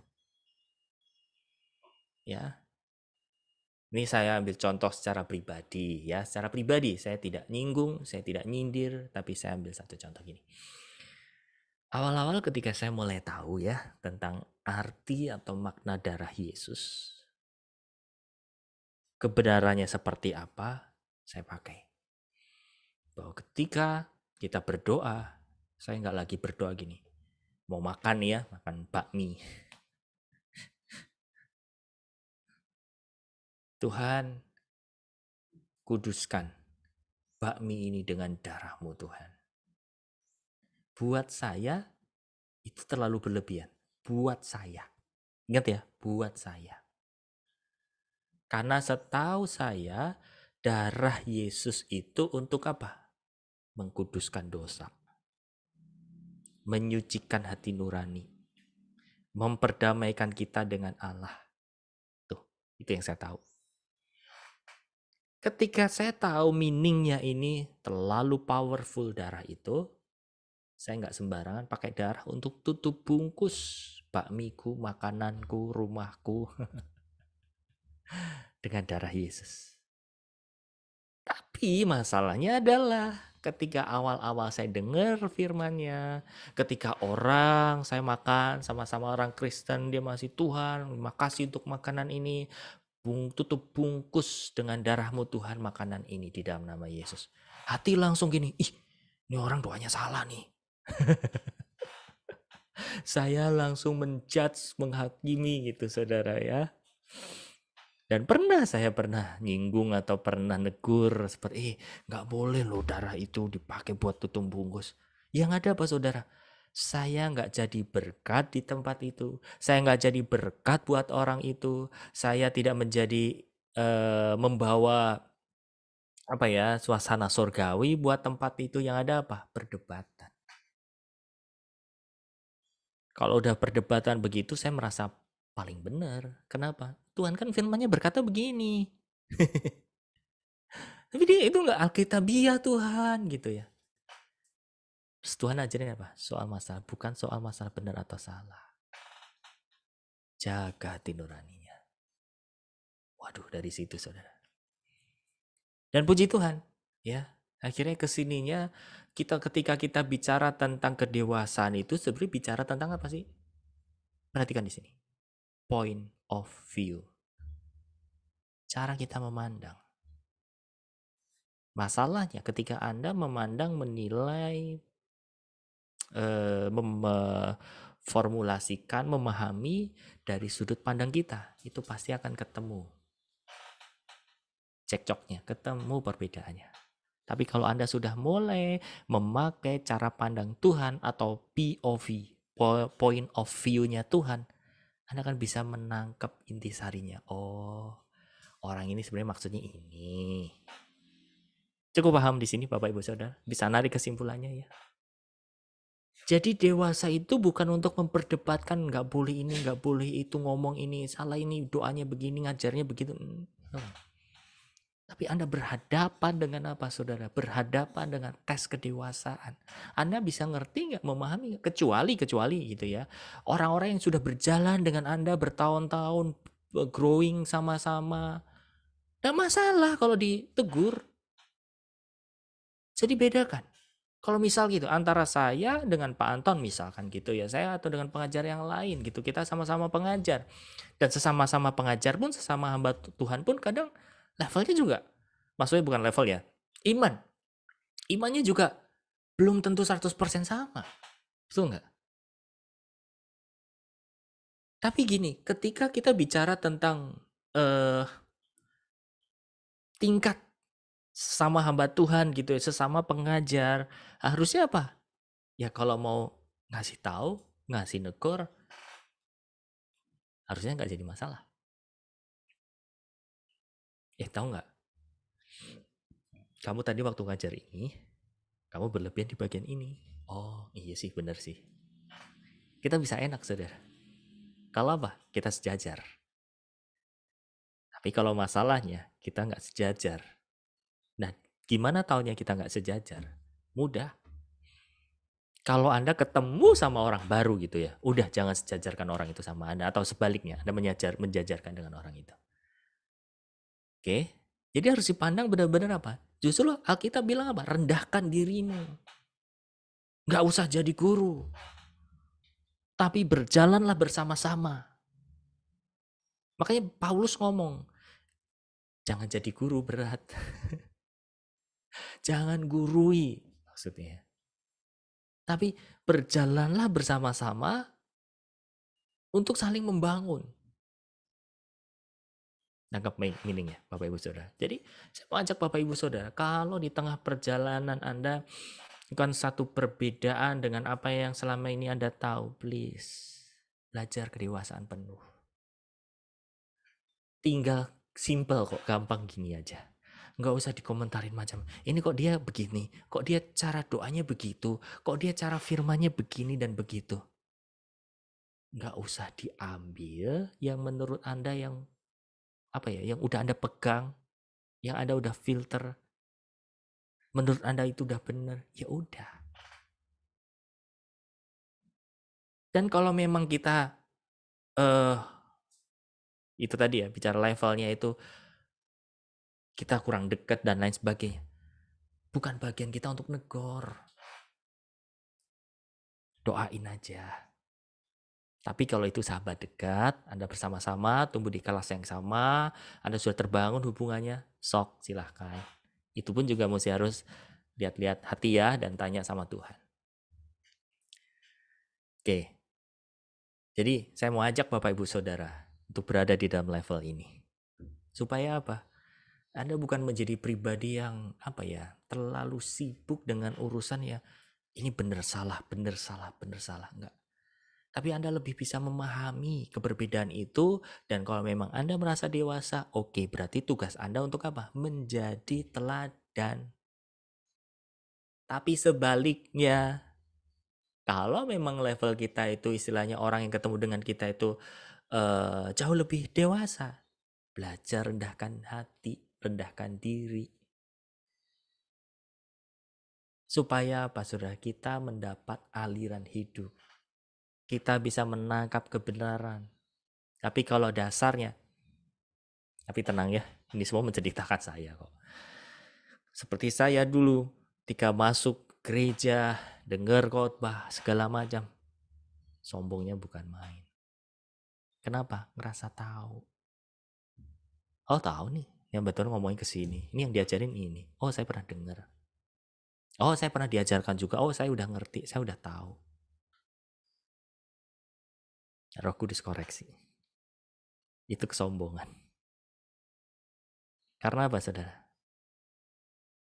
Kita sedang membicarakan Tuhan.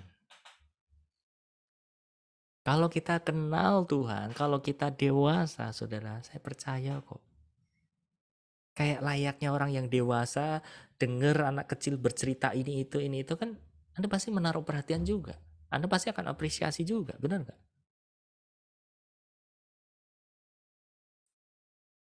Mungkin ciri kedewasaan penuh itu adalah bisa memahami, bisa ngerti. Emang nggak gampang. Beberapa hari lalu saya cerita sama satu teman. Teman ini, sahabat ini cerita pelayanannya di generasi lebih di bawah saya lagi. Jadi kurang lebihnya gini ya, saya melayani di generasi saya dan juga tentu semuanya ya.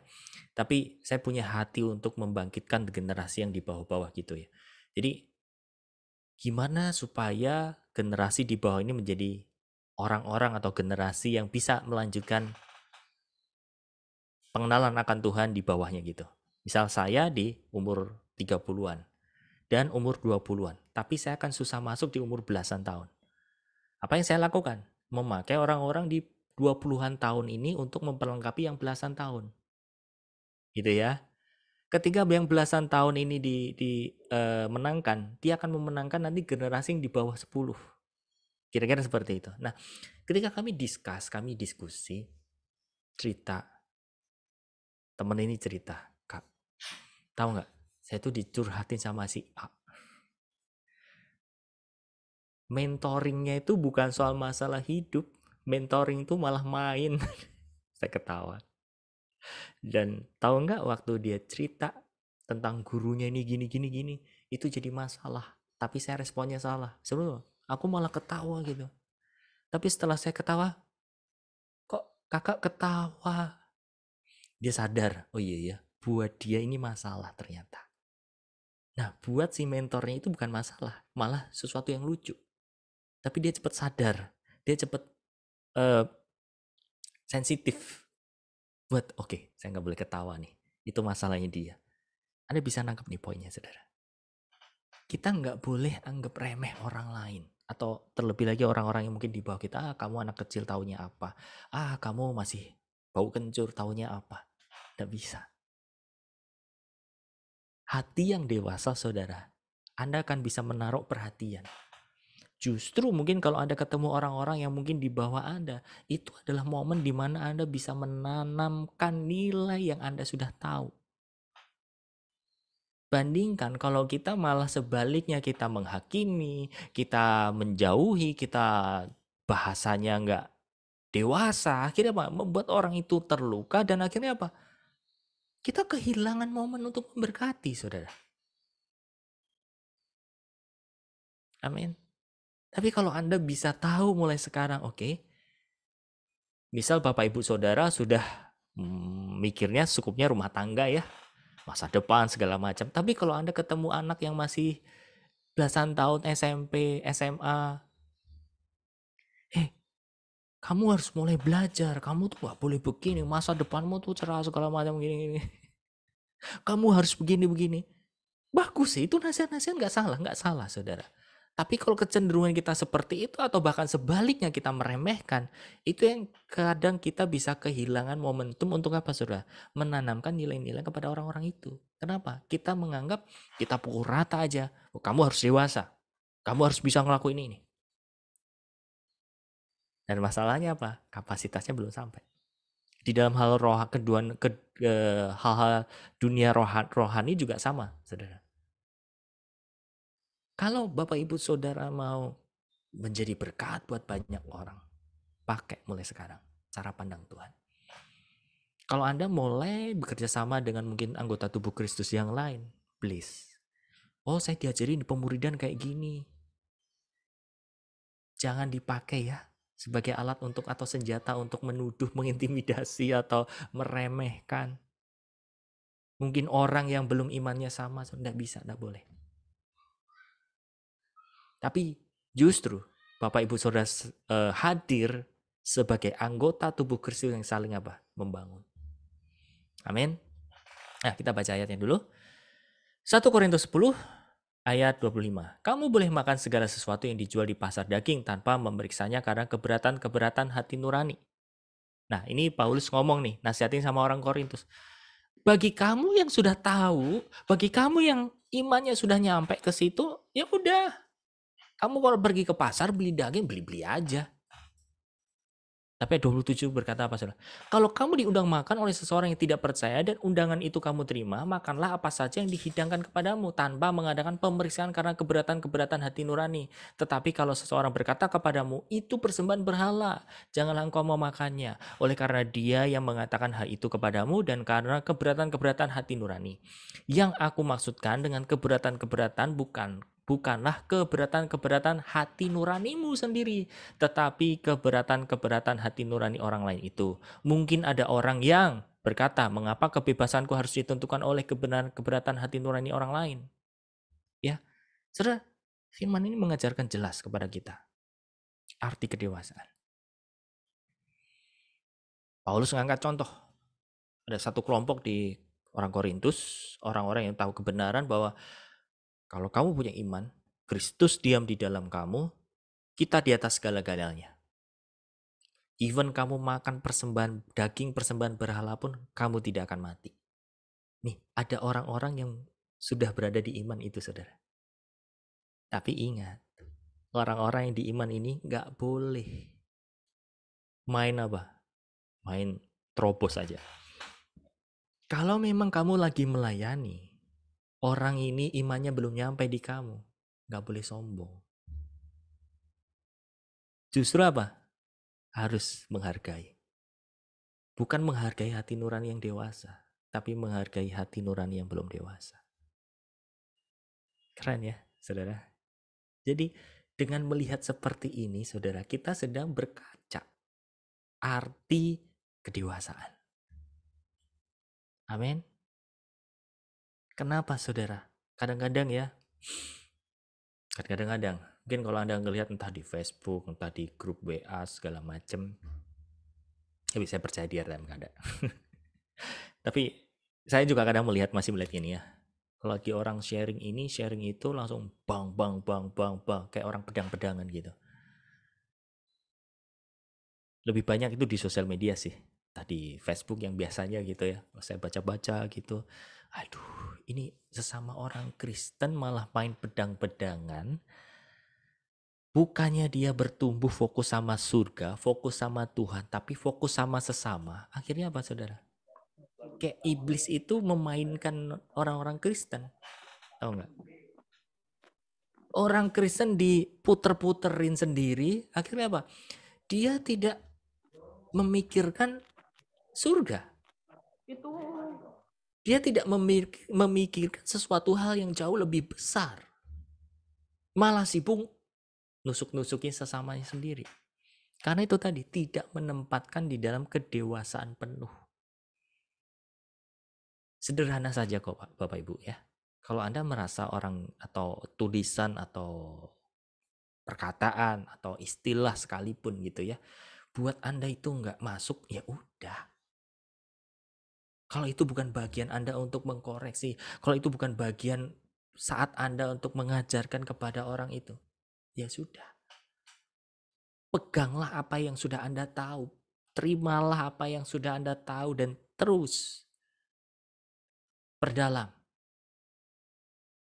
Bukan sebaliknya, memakai sesuatu hal yang jauh lebih tinggi untuk menjudge yang ada di bawah.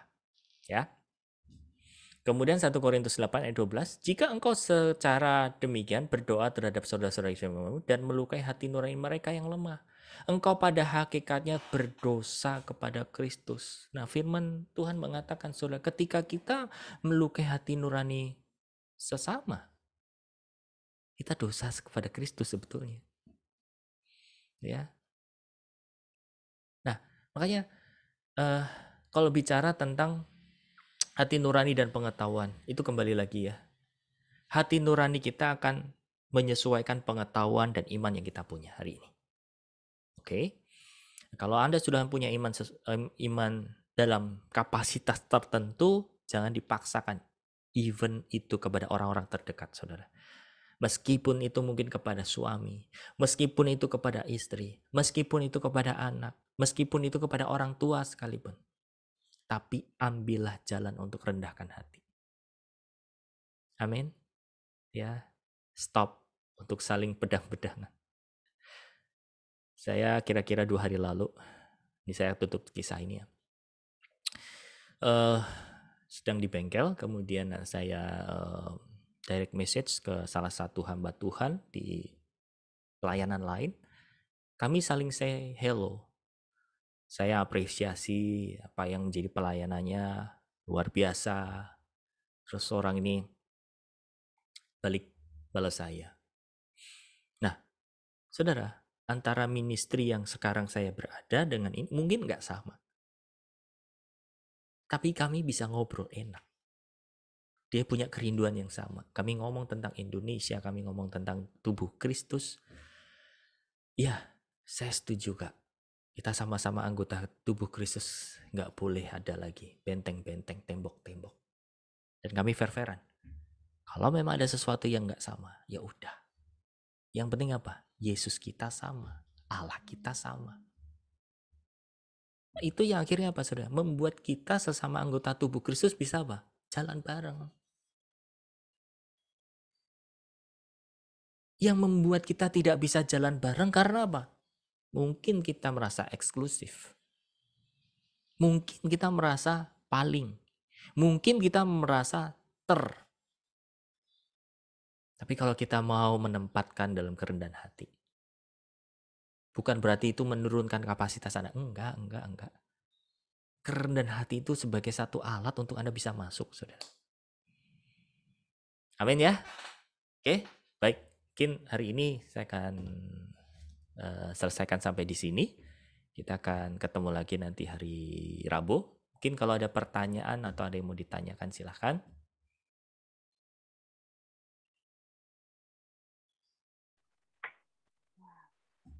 Ada?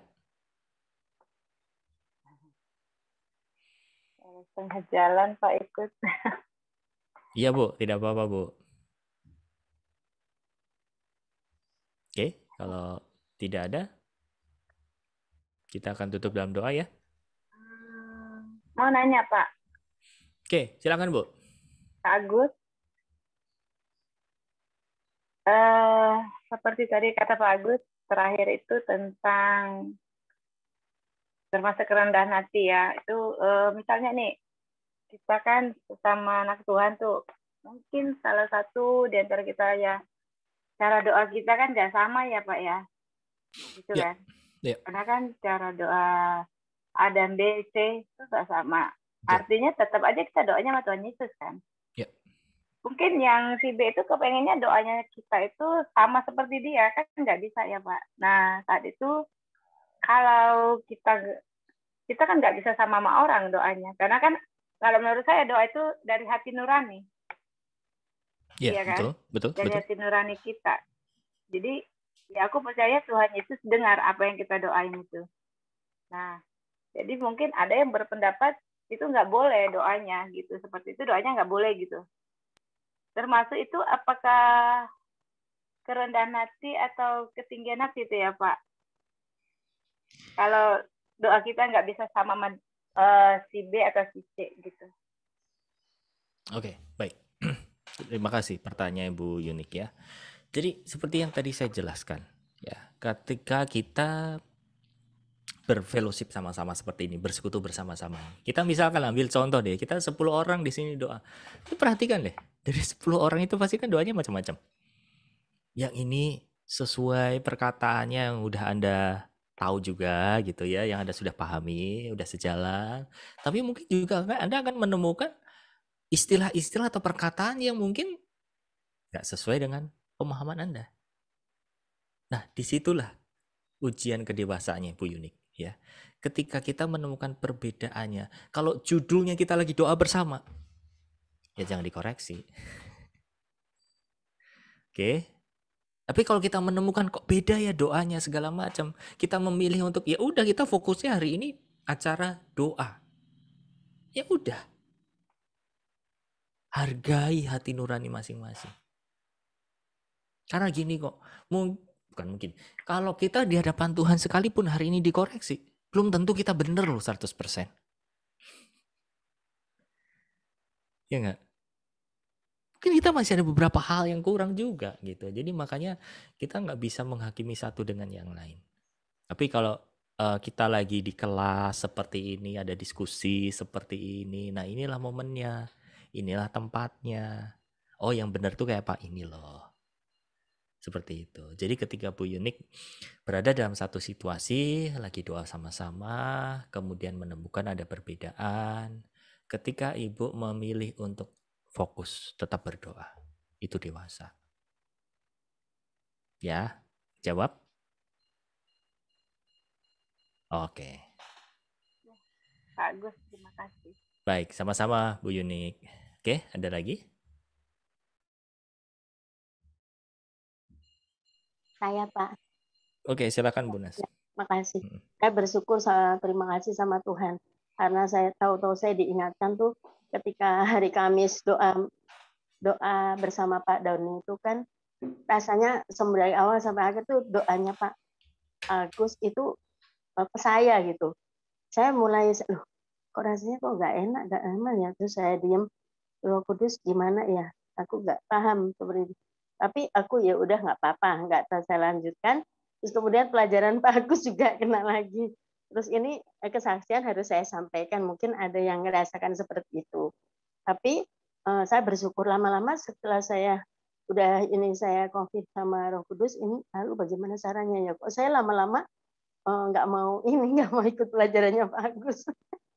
Terus jadi kok kayak gini ya. Terus aku nangis, tolong dong saya gimana? Akhirnya saya memberanikan diri, Pak. Bapak masih ingat ya saat itu? Saya sampai nangis, saya memberanikan diri. Nah, dengan kondisi seperti itu, saya harus menghadapi kekurangan saya, kebodohan saya, dan itu memang harus terjadi. Karena satu hal, Pak Agus menyampaikan seperti itu karena supaya saya dikoreksi, supaya saya dilengkapi, dan supaya Tuhan diakui dan diluruskan gitu intinya, kayak gitu. Jadi setelah itu saya baru, oh saya gitu. Setelah saya selesaikan sama Pak Agus, terus saya lega Pak. Jadi saya bersyukur. Makanya saya sebetulnya kalau pemuritan terus aja jujur Pak, kalau nggak repot banget itu saya senang kalau dengan kayak gini tatap muka. Jadi saya gini-gini saya anak Pak, karena dulu saya pernah mengajar. Ketika anak nggak mau dengerin, nggak mau lihat kayak gitu, ada apa ya anak ini? Jadi terus jadi diri saya tuh, nah kok aku ngomong gini, dia diem aja nggak ada respon. Aku gini, dia nggak ada respon. Jadi serba salah saya sendiri. Ini akhirnya saya baru tahu. Oh iya, pernah juga terungkap bagus bilang, nah kalau begini aku nggak tahu responnya nih. Ngajarku nih gimana ya? Kok nggak ada yang ketawa apa nggak? Ada kayak gitu. Saya bisa menyadari Pak. Jadi saya semakin lama saya bersyukur sekali. Tadi saya ditanya sama suami sama Pak Nur, kamu ikut apa? Tadi saya udah matur ikut ini pengurutan Pak Agus. Bagus Pak, yuk. Oh ya wes, tapi telat. Oh enggak masalah Pak. Saya bilang ya wes dibuatkan. Akhirnya beliau mendengarkan itu. Seringkali kalau ada gitu saya kasih Pak. Loh, Bu, ini di YouTube kok tahu-tahu ini siapa ya ini? Aku pernah dengar suaranya. Oh ini Pak Agus Pak. Ya udah aku di-stylekan kayak gitu. Saya bersyukur dan terima kasih sekali sama Tuhan Pak. Sehingga dari hari ke hari apapun juga seperti yang tadi Pak Agus akan sampaikan, terima kasih dalam perjalanan betul-betul Tuhan tuh mengangkat kita seperti Daud itu diangkat beda. Jadi secara progresif ya, tidak instan gitu. Kalau Saul kan kayak gitu. Itu aja Pak yang saya sampaikan supaya saya benar-benar sampai saya dengar benar-benar kesaksian. Mungkin Pak Agus minta ya. Baru aja ini saya menangis, saya bilang gini, Pak aku butuh 300.000. Terus gimana caranya? 200.000. Terus gimana caranya ya? Tapi aku nggak mau loh, dari sejak dulu sampai sana aku nggak mau pinjam, juga aku nggak mau terus berpikir, wah nanti saya ini nggak mau. Saya coba percaya aja, dipercaya. Dan terus saya nggak ngerti sama sekali Pak, tahu-tahu tuh anak masuk, padahal selama ini menjadi nggak ini tuh sama Ananda sama Nanda. Terus saya bersyukur lagi, tahu-tahu dia kasih saya uang, Ibu, ini saya dapat uang nih 300.000 buat Ibu. Hah, Tuhan terima kasih. Saya nangis gini Pak, selagi saya nangis, aku ini kan pacarmu. Hah, pacar siapa ya ngomong? Terus aku lagi nangis memuji Tuhan tuh. Terus kemudian dibilang, kamu ini pengantinku. Oh, saya cerita sama Pak Ano. Terus saya nangis lagi Pak, saya bersyukur. Nah itulah Pak, awal segala sesuatu kita benar-benar mau diapa-apain, mau diinikan. Ya, terima kasih ya Pak Agus. Terima kasih Bu Nas. Ya, buat kerendahan hatinya terus mau belajar meskipun sempat ya, Pak, terluka tanda petik, tapi terus mau belajar. Saya salut. Karena kita semua juga pasti akan berada di dalam posisi itu gitu ya. Termasuk saya ketika saya berekspektasi tinggi, saya berharap tinggi gitu ya, tapi saya tidak dapetin. Dan ketika dapat didikan juga, ya namanya dapat didikan pasti nggak enak ya, kadang terluka. Tapi kalau kita terus punya hati nurani, kita akan terus bertumbuh. Bahkan bisa bertumbuh lebih cepat. Itu kuncinya. Coba deh, Anda renungkan baik-baik, Anda uji baik-baik. Ketika Anda menaruh hati nurani murni, Anda pasti akan cepat tumbuh. Percaya 1000%. Amin. Coba aja. Kalau Anda mau berani terus, ya udah kalau emang salah, Anda kurang ini, jeblosin aja. Tuhan emang aku salah. Tuhan aku mau belajar, benahi aku. Anda akan cepat tumbuh, cepat dewasa. Tapi kok sebaliknya, kita nggak terima, kita ngomel-ngomel sama Tuhan, ini begini, dan terus memegang luka itu terus, ya udah jalan di tempat. Ya, terus tumbuh sama Tuhan. So, thank you banget. Sembuh-sembuh. Ya, kita semua proses, Bu.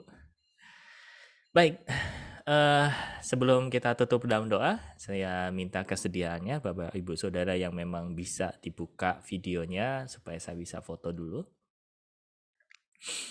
Oh ya, saya tegaskan di sini, saya dengan aman mau ngomong sama Bapak Ibu Saudara di sini kalau di kelas saya, kalau sampai terpaksa tutup video, saya udah nggak jadi masalah. Ya, memang kalau lebih baik Anda bisa buka karena apa? Buat diri Anda itu juga bisa ngikutin gitu ya. Tapi kalau terpaksa harus tutup, buat saya nggak ada masalah. Oke. Dulu sempat bermasalah. Jauh sebelum Zoom ya, karena kira-kira dari tahun 2012 itu saya udah ngajar online. Nah, waktu video ditutup itu rasanya nggak enak dan kayak kehilangan sesuatu gitu ya. Tapi saya bersyukur Tuhan ajarin di situ dan tapi suaranya kan tetap lengket di telinga sambil kerja. Bisa aja Bu ya. Oke ya, saya foto sampai 3. Saya hitung. Bentar. 1, 2, dan 3. Oke, satu layar lagi. Boleh basahi gigi dulu. Nah, oke, senyum. 1, 2, dan 3. Baik, kita berdoa ya. Makasih Pak Agus. Sama-sama Bu Kona, kita berdoa dulu ya. Makasih Pak. Sungguh kami bersyukur Bapa, kami boleh firman-Mu dan firman-Mu ini menjamah setiap pribadi kami. Bahkan firman-Mu masuk ke dalam hati nurani. Kalau ada hati nurani kami yang hari ini mungkin gak enak karena dapat teguran daripada-Mu Tuhan, biarlah itu boleh menjadi satu obat buat kami memiliki hati-Mu, hati yang transparan, hati yang murni, hati yang tulus Tuhan. Dan terus bawa kami dalam pengenalan yang lebih dalam, supaya kami betul-betul tahu dan mengenal Allah secara jelas, secara lengkap. Kami tidak dapat bertumbuh dewasa kalau Engkau nggak mengajarkannya. Ajari kami terus Roh Kudus, ajari terus kami Tuhan, supaya kami dapat sepikir, seperasaan, bahkan sepandangan dengan Engkau. Supaya kami boleh menjadi berkat buat banyak orang dan membawa surga turun buat orang-orang yang berjumpa dengan kami. Terima kasih Bapa. Saat ini biarlah berkat dari Bapa Surgawi turun, kasih dari Allah mengalir dalam setiap pribadi lepas pribadi, serta kasih karunia Tuhan, damai sejahtera Tuhan boleh mencengkeram dalam setiap hati dan pikiran kami. Serta persekutuan dengan Roh Kudus boleh kami terima setiap saatnya. Terima kasih Bapa, dalam nama Yesus kami berdoa dan mengucap syukur. Haleluya. Amin. Amin. Makasih loh Pak Agus. Sama-sama Bu. Semuanya. See you ya. Sampai bertemu. Bye. Halo. Firman-Nya.